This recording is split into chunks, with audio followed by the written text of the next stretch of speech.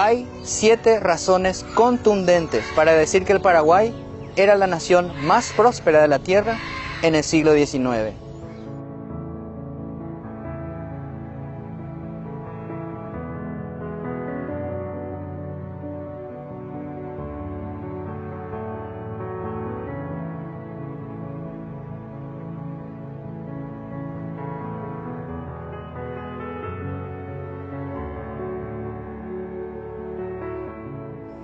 En primer lugar, el Paraguay era una nación de diseño y todos teníamos una misma visión.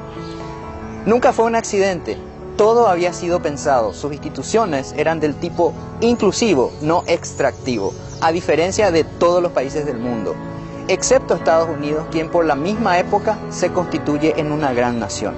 ¿Cuál es la diferencia? Bueno, las instituciones extractivas están diseñadas para explotar y extraer. En cambio, las inclusivas, como la de Paraguay, estaban necesariamente dedicadas a crear y repartir riquezas. Este tipo de instituciones no existían en el mundo en esa época. La encomienda, la mita, el repartimiento, todas las instituciones que España creó en América eran del tipo extractivo. Entonces, los paraguayos sabíamos a dónde íbamos y por qué.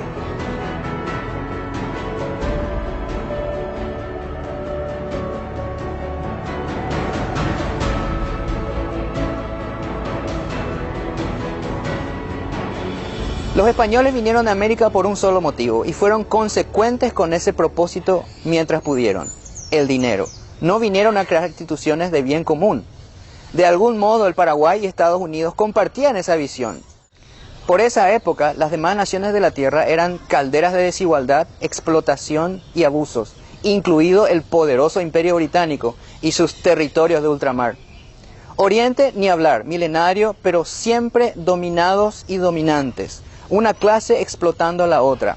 Europa, muchos castillos, mucha historia, pero la verdad es que la pobreza y la desigualdad arreciaban como nunca en Europa. Nuestra visión, en cambio, era grande, próspera y totalmente diferente al resto de Latinoamérica. En segundo lugar, era una nación libre e independiente. No solo eso, era la nación más libre e independiente de la tierra. Desde que nació sucedieron dos cosas: intentaron dominarlo y no pudieron. Hubo que destruirlo completamente para detenerlo. La situación geopolítica mediterránea del Paraguay, la ambición y la actitud de sus vecinos en términos de dominación hacia el Paraguay, fueron los elementos que forjaron finalmente su independencia. O sea que el Paraguay nace en respuesta a. Pasaron 2 generaciones, por ejemplo, para que nuestros vecinos del sur reconozcan finalmente que el Paraguay era un país independiente. Paraguay tiene 2 récords: nunca fue dominado ni intentó dominar a nadie. Fuimos siempre sobrios y respetuosos de otras naciones. Y cuando nuestro ejército pisó tierra extranjera, fue en defensa de una palabra empeñada y un compromiso. Podemos decir sin temor a equivocarnos que el Paraguay es probablemente la nación más independiente de la tierra hasta hoy. Las corrientes ideológicas, por ejemplo, nunca le afectaron significativamente. El Paraguay en realidad no imitó a nada ni a nadie. Su política pública básica es y era el respeto a la patria y a la no injerencia en asuntos internos de otros países. En tercer lugar, el Paraguay era próspero y austero.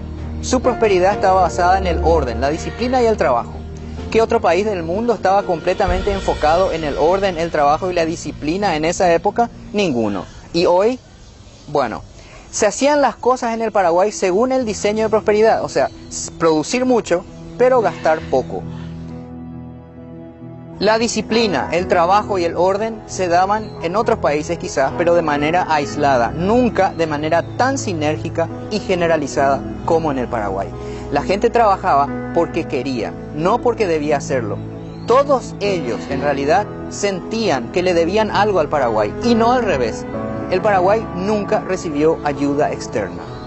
En el Paraguay se decretó la pobreza para que la patria sea rica. ¿Qué otra nación de la tierra hizo eso alguna vez?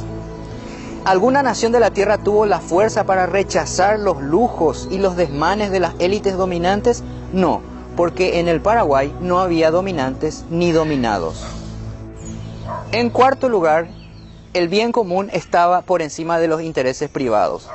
El Paraguay era una nación de iguales, sin caudillos, todos libres e independientes. Si un esclavo, por ejemplo, pisaba el Paraguay, era por decreto libre, incluso antes que en Estados Unidos. El poder estaba depositado en una persona, pero esa persona depositaba todo el poder en la patria, ni siquiera en sí misma. Ningún interés privado prevalecía en el Paraguay, solo el Paraguay estaba por encima. José Gaspar Rodríguez de Francia no estaba por encima de la patria, su dictadura era completamente legal. En el Paraguay no se repartía la riqueza sin antes crear la riqueza. Todos creábamos la riqueza y de la riqueza gozábamos todos. Francia fue el nivelador más grande de la historia. Todos aquellos que dicen que Francia era un bárbaro, bueno, pues tiene razón, era bárbaro. Cuando muere, lo hace solo y pobre.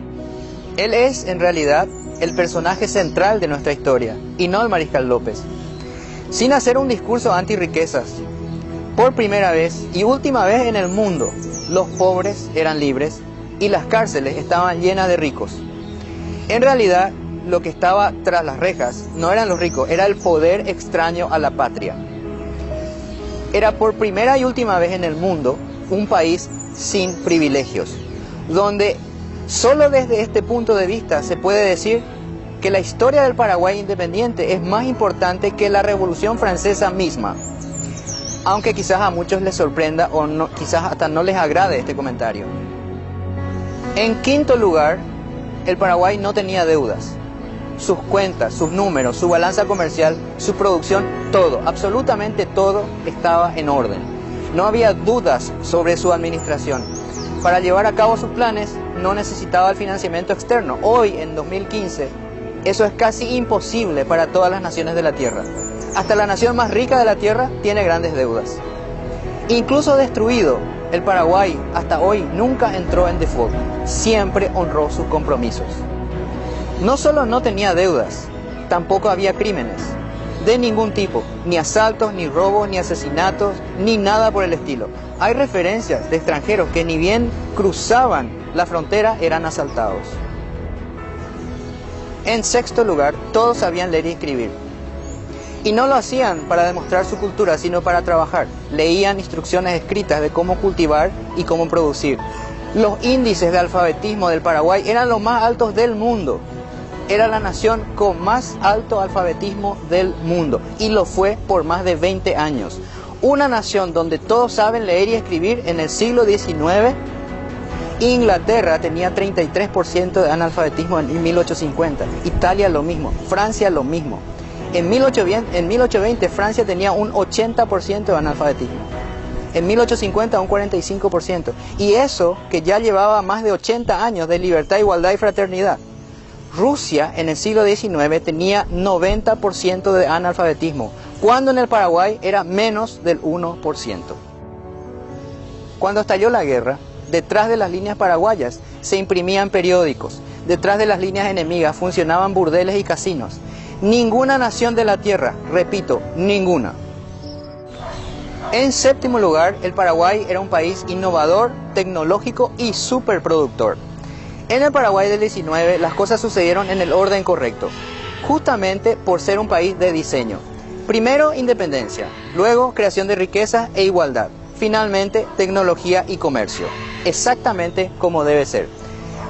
Sus barcos cruzaban el Atlántico como si nada para comerciar. No era raro ver la bandera paraguaya ondear remontando el río Támesis. El progreso paraguayo era inédito, admirable, sin precedentes en la historia. Desmotadoras, telégrafo, alto horno, industria siderúrgica, metalúrgica, ejes, arados, minas, pólvora, monedas, barcos, 7 millones de cabezas de ganado, una relación 9-1 con el número de habitantes. Hasta hoy, ninguna nación de la Tierra consiguió esa relación. Era el país más extraordinario del mundo en educación, en igualdad, en producción, en orden, en austeridad, en independencia y en riquezas. Todo creado con el trabajo y no con la explotación. Y todo eso lo hizo solo, sin ayuda de ningún tipo. ¿Por qué pudo hacerlo? Por una sencilla razón, porque el Paraguay es poderoso.